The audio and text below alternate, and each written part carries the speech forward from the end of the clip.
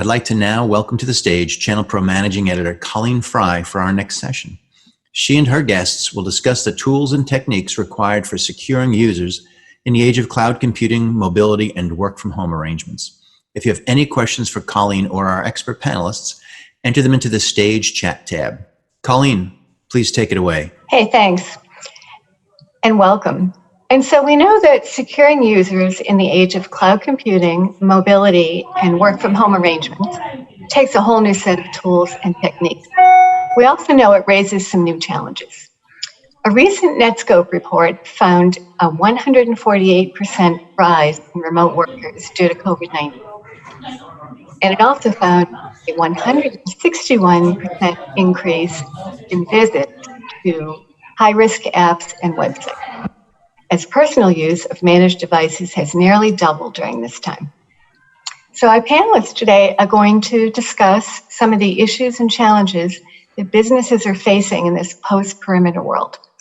Joining us on our panel are Ian Thornton-Trump, who is the Chief Information Security Officer for CISSP in the UK and CTO of Octopi Managed Services in Canada. Our second panelist is Michael O'Hara, owner and principal consultant of MedSec Privacy Consulting. And so before we dive into our questions, I'm going to ask each of them to introduce themselves briefly to the audience. Michael, welcome, and why don't we start with you? Well, thank you, Colleen. And first, I want to say I feel naked. Ian, you have a much better background than I have. But I'm a CISSP and a certified HIPAA professional. I'm a certified security compliance specialist and a certified cybersecurity architect. I've been working in the field of information security for almost 30 years, hard to believe at this point. And we've changed, not on a dime, we've changed in an instant in the past 3 months. So I'm really happy to be here to discuss this today. Great, thank you, Michael. And Ian, why don't you tell us a little bit about yourself? Hey everyone, I'm London-based. I run a MSP in Canada that is literally on the front lines of the cybercrime world. I also am CISO for a threat intelligence company based in the UK and dealing with bad guys in all shapes and forms. And recently been dealing with some Office 365 credential stealing bad guys that we've thwarted. And I'm just really excited to be here and help IT Pro and the whole Channel Pro community get better at cyber defense. Great, thank you so much. So now let's dive into some of our questions. And I think we should start by framing the discussion. Let's talk about exactly what is post-perimeter security and what are some of the key challenges. Michael, would you like to start? Yeah, it occurred to me when I was sitting down for this talk this afternoon, I went and I got a glass of water, right? Because I drink a lot of water. And it occurred to me that 30 years ago when I was doing information security, we were in a completely perimeter environment. So if this glass of water represented my perimeter of security, it was something that I could easily control. It was something that I could see if any contaminants were coming in or out of, and it's something that I could manage with not a lot of effort. Flash forward to today, and those perimeters, those walls, that glass has been shattered. And imagine instead of trying to manage one glass of water, you're trying to manage 10,000 glasses of water. Let's say you have a large enterprise with 10,000 employees, all working from home. You're now trying to manage security, not just around your network, but around the network that your employee at home is using to connect into your infrastructure, even into your cloud infrastructure. And you're trying to do this all while still maintaining your bottom line. You can't start spending all of your money on security at the blink of an eye. So how do you plan for this? And that's the challenge we have today. So security used to be containable. That container is gone. Right. Ian, and also I'd like to remind the audience that we are live. So if any of you have questions for Michael or Ian, please feel free to put them in the stage chat. So Ian, frame this for us. What is post-perimeter security and what are some challenges that you see? Colleen, it's an absolute dumpster fire right now. for lack of a better analogy. Michael's 100% correct, but I think, people have lost their minds as a result of the pandemic. We have literally forced enterprises to inherit a whole bunch of remote networks that can charitably described as daycare centers, and put those on our corporate network. The perimeter, like if there were discussions pre-COVID about the disintegration of the perimeter and the move towards cloud services, we have completely destroyed that paradigm, and now we are dealing with literally forcing enterprise IT departments to inherit these networks, which could be in all sorts of different states. They could be, some might be diligently secured, others are completely wide open. This is unprecedented. It is dangerous. It is a challenge. And, the poor folks, my heart goes out to all those IT system admins and administrators, because their jobs tripled or quadrupled overnight in terms of the security requirements. I think we are into a unprecedented change in the way we work, and in society in general. But more importantly, the internet has never been so important, and access to the internet and the importance placed on connectivity to business resources and I'm going to say commercial resources at an unprecedented rate. Internet has become more important, literally, than water and power. To our houses. And I know, Ian, you and I had talked about the ability for companies to be able to monitor and collect all this disparate data now. That's part of the challenge, right? It's a huge challenge, especially when our compliance regimes always assumed, like Michael said, we have this very controllable environment. We can, we're the ones that choose to fill the glass of water. We know how the glass of water is getting filled. Now it's coming at us from all angles. And I think there is a huge challenge in adapting to this new environment and being successful in defending our customers. And so far, there's been some pretty stark examples of the ball falling. Garmin and their $10 million B round of funding for cyber criminals is a great example.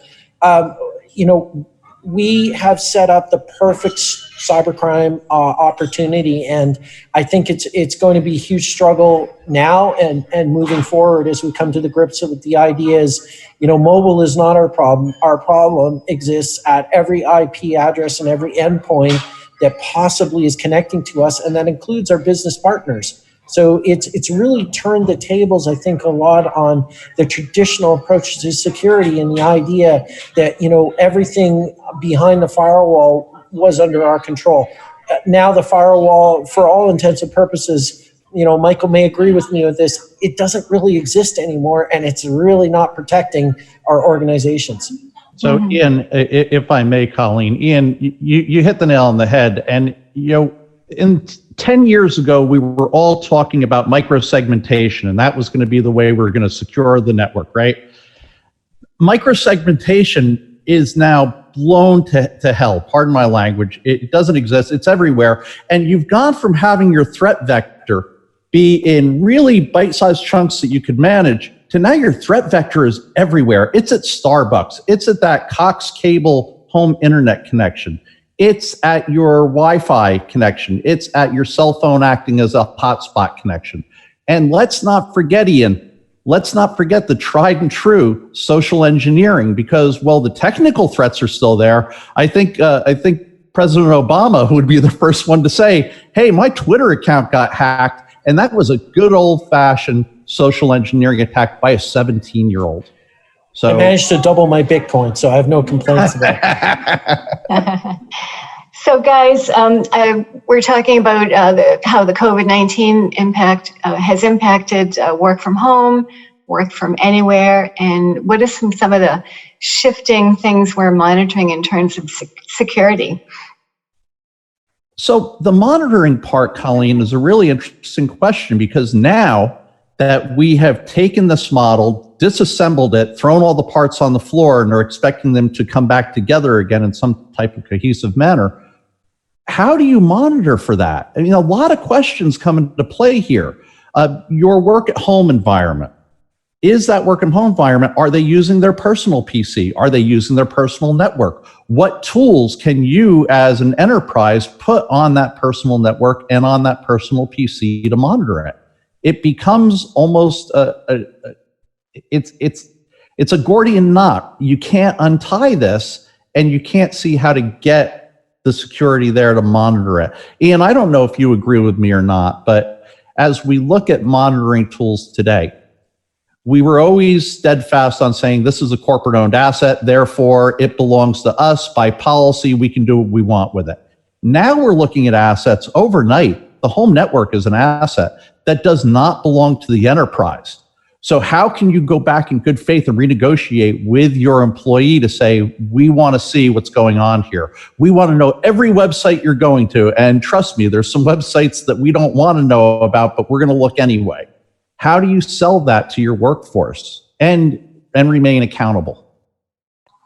I agree, Michael. So where this really seems to come off the rails is we've sent our workforce home in the United States, globally, around the world.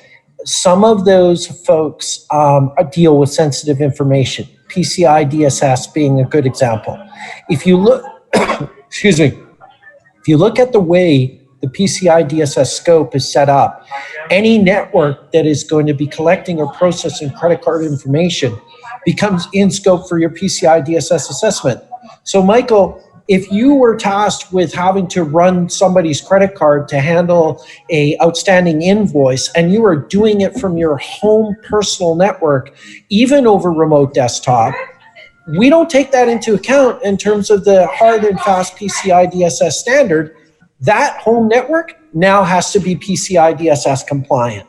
So we're kind of falling apart, I think, in a lot of ways, in that this new paradigm that we've been faced with doesn't mesh particularly well with compliance regimes. I think the risk models, right now, we don't have risk models. Nobody thought, for instance, that an entire business function would now be dependent on residential grade internet, you know?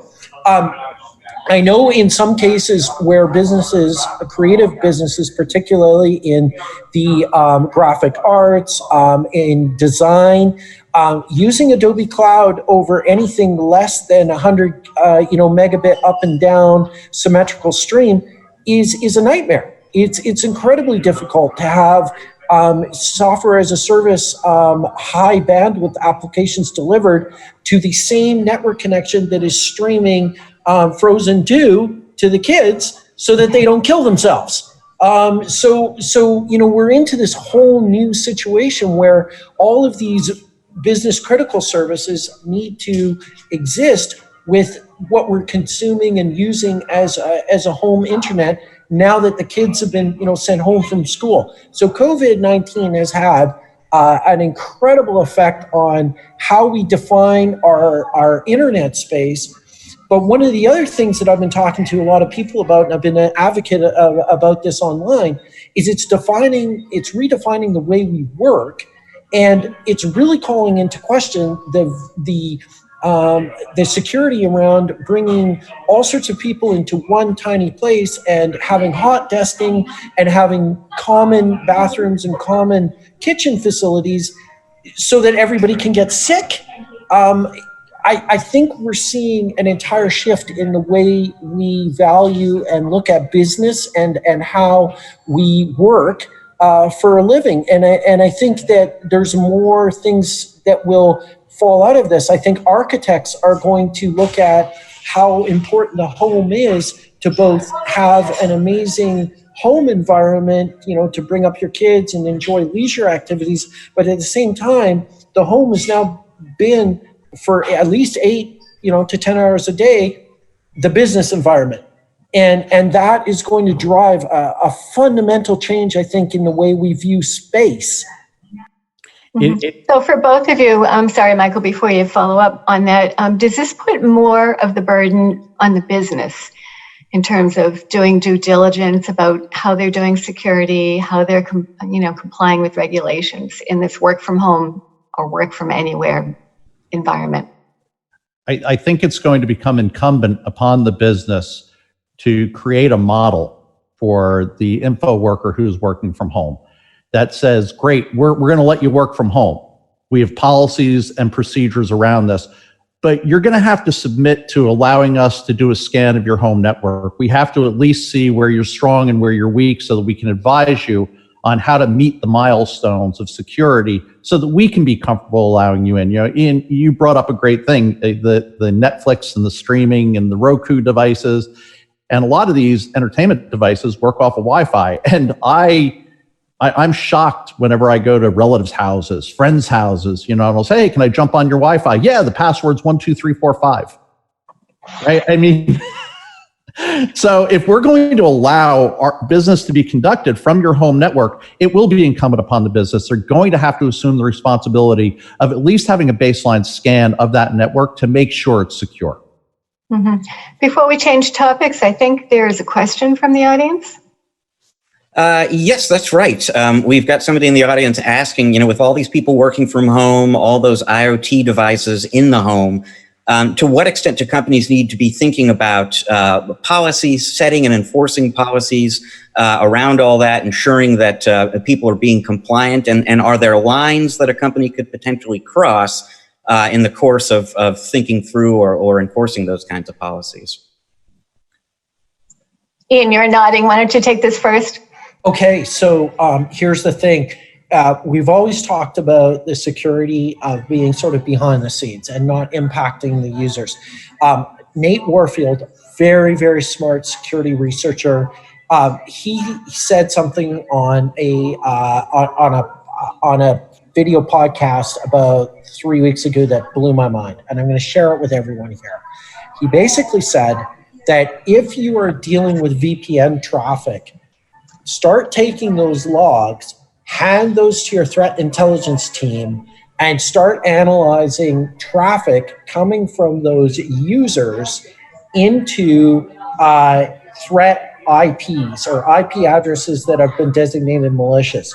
Because what we need to do, and Michael's 100% right, if we're now forcing our employees to work from home, we need to ensure that it's a safe, secure computing environment. If we detect that one of those IoT devices has been compromised, it's part of a botnet, it's doing all sorts of evil stuff, we need, as a security team, to be able to consume that information, feed it back to the user and say, listen, you've got a real problem here. And we need to now do IR, and if you can, and it's going to blow your mind, you're now doing IR on a home network to figure out, what's been compromised on that network and how to make sure that that doesn't bleed over into your corporate VPN connection. So I think there's a lot of work that can be done in this space. I don't think the tools are mature enough yet. There's no easy button in cybersecurity, especially when the threat landscape just changed dramatically the way it did with COVID.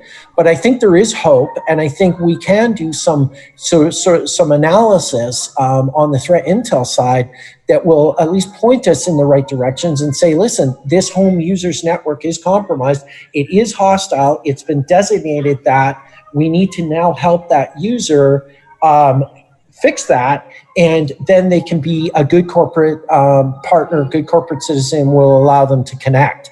So there's I think the challenge of this job really changed, by an order of magnitude. Because we used to be an IT security department, an IT department that said, you know what, as long as it rhymed with Nabisco, we can look after it. You know what, now, if it rhymes with anything, we now have to look after it. And this is going to blow a lot of minds for the management and the directors, because they're going to have to start understanding what those home networks look like in terms of configuration. Like Michael said, they're going to need scans. We're going to need to help them remediate what we find with those scans. So, if anyone out there is in the IT security space, they need to start thinking about what that extra work is gonna be, how they can automate solutions, and maybe even advocate for more headcount. And Ian, let's not overlook the fact, since we're here for channel partners, much of our audience are MSPs, this is a great opportunity for you guys to start putting tools and services together around delivering this very scan, this very threat assessment. Absolutely, Michael, 100%, brother.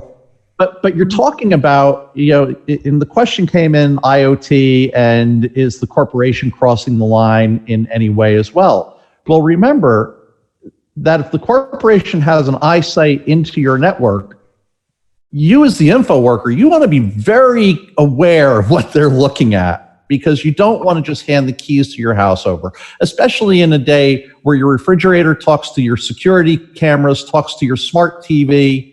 And you don't know, by the way, unless you're going to go pull every piece of code apart on those IoT devices, you don't know where they're talking to, right? You know they talk to your app, but they could be talking back channel to someplace else as well, and you're just not going to know it. And that's where those IPs are going to come in that you're going to find through those scans. And so let me shift. Let me just shift the topic just slightly.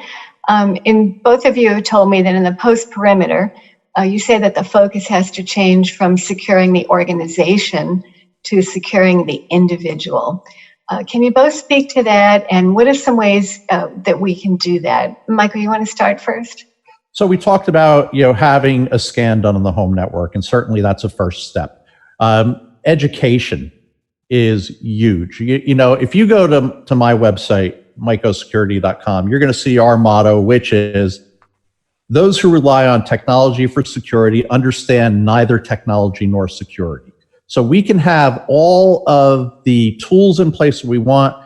You're going to have to educate your end users as to what those threats really are out there and how they can start recognizing them. And it's got to go beyond that obligatory once every 6 months or once every quarter infomercial video that gets sent to your email. You're going to have targeted topics looking at security that's going to affect your home-based network coming in through a VPN to your corporate environment. That's one step. Mm-hmm. Ian, what are some other techniques to secure the individual versus the organization? So I think awareness is really important, as Michael pointed out. I tend to look at the more practical ways. So the first thing corporations can do is say, listen, we're going to extend our EDR or our antivirus solution to all of the endpoints in the home network for free. And we'll manage them, we'll keep them up to date and stuff like that. But we'll also ensure that we have the right governance involved, maybe even special terms and conditions that say there is some data that, even though we may be privileged to see because we're now doing this management role, we will not collect it, and we will do our best to avoid it. And this is a real problem, because when I put those home networks online, I got access to baby monitors. I got access to DVRs. I can see potentially all of the shows that you've recorded. I will have access to your security systems. So we need to really help as a company say there are red lines of data that we will not consume, use, or abuse. And this is sort of like a issue that we've never had to face before, where the company needs, as part of its mandate and as part of its good governance, to ensure the security of the users.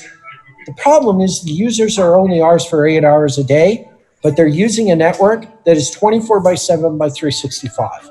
So we need to understand that we're now supporting that. Because our users are at home and we're asking them to work. There are financial ramifications for that. Maybe we should be paying for key personnel's internet connections. Maybe we should be allowing them to take their business voice over IP phone and send it to their homes and plug it into their network. But the problem is we get to see a lot of things that many people may not want their business or company. We need to give them a level of assurance that we're going to conduct ourselves accordingly, and we're going to conduct ourselves professionally. And I think that is the area where we need more help and support Because the idea of being corporately monitored, like Michael pointed out in the opening statement about how, we had control over, the water in the glass was the network and it was protected. And now that data is everywhere. And so we have these governance challenges that I don't think we've really prepared organizations for. Mm-hmm. Michael, what about techniques like two-factor authentication and password management and access control? Can they help too? They can. And let me just say this right now. It is, Ian, what year is this? 2020, brother. 2020, thank you. If you're not using two-factor authentication on everything in your life today, get off the internet. Hand over your piece of hardware to somebody. Just don't touch anything anymore. I had a cousin last week. Her Facebook account got hacked. All of a sudden, I was getting promotions from a diet company. And I said to her, you need two-factor authentication. And she said, but it's too hard. I don't like it. Well, if we're going to allow you to be at home, I'm going to get serious now. If I'm going to allow you to be at home and I'm going to allow you to come in through a VPN into my network, that VPN better be two-factor off. Because to Ian's point before, it's not enough, Ian, respectfully, to just go ahead and put antivirus on, because that employee is not the only threat living in that household. The 16-year-old son or daughter is probably more of a threat, right? Because you don't know where they're going. You don't know what they're doing and what they could be introducing into that network. So we have to make sure that we're using two-factor authentication. The concept of least privilege, please, can someone just go with me on this? I had a meeting yesterday with a client and everyone was admin. Now they're a small company, they're taking them through a NIST CSF, and I'm explaining to the network administrator the concept of least privilege and why you have to have that access control list and why you have to make sure that the info worker only has the access to do the job they have been employed to do and not one shred of access more. So yes, two-factor auth, access control list, absolutely, Colleen, they have to be there. You're just negligent if you're not doing that these days. And that's Great. COVID-19. Agree 100% with Michael, for sure. Yeah. And so I believe, Rich, we have a question from the audience. Yeah, I think we've got a couple of them, actually, but we'll start with this one here. So if somebody's employer or that employer's MSP starts doing work on that employee's home network, do they then take on liability for that network? And if so, how do you deal with that? Can I jump in and just say, if it's for the greater good, I think that's a great defense. If you're trying to make things better, if you're actually executing best practices, I don't think there's an issue. And I feel like people should maybe not get bent out of shape of that. If it's, leads to some sort of catastrophe, like the kids can't play Candy Crush, okay, maybe you might have a cause of action, but to be honest, let's not wrap ourselves too far around the idea that, we are trying to facilitate safe user conduct for our network, but also for the at-home network. I think that's kind of a righteous position to take, and I don't see that much exposure on the legal side. Ian, Michael? I agree with what Ian's saying. However, I'm going to throw this caveat in. Ian, you form your opinions more from the bits and bytes side. I'm starting to realize that I love that. I'm more from the policy, procedure, and legality side. So as I look at this, I'm reminded of an old phrase, bring your own device. And the debates that went on within IT departments, raging debates of, if we allow them to bring their own device, who's going to support the device, right? Do we have to support it? Do they support it? It's the same question with the network. Now, there is a liability. If the MSP that we're talking to tomorrow starts poking around on people's networks, there is a liability that if they bring that network down, they're going to have to fix it. All right. There's just no ends, ifs, or buts about that. But to Ian's point about the greater good, let's really examine the risk of bringing that network down. There's an old saying, no harm, no foul. Well, if I lose internet access for a few hours because somebody toggled the wrong switch in my router, I'm okay with that. But the company does have to make allowances and has to say to their workforce, we're going to take on this responsibility for you. Your net benefit is going to be that we're allowing you to have this. Now, Ian, to your point before about maybe we have to identify some key personnel in the company and give them, pay for their internet access. I'll take that one further. Maybe we need to identify key personnel in the access and bring in a parallel network into that home environment so that they can have one network which is just for their, home use, and the other network is just for the corporate use. And that way we can extend that glass a little bit. Maybe not completely, but we can extend the perimeter a little.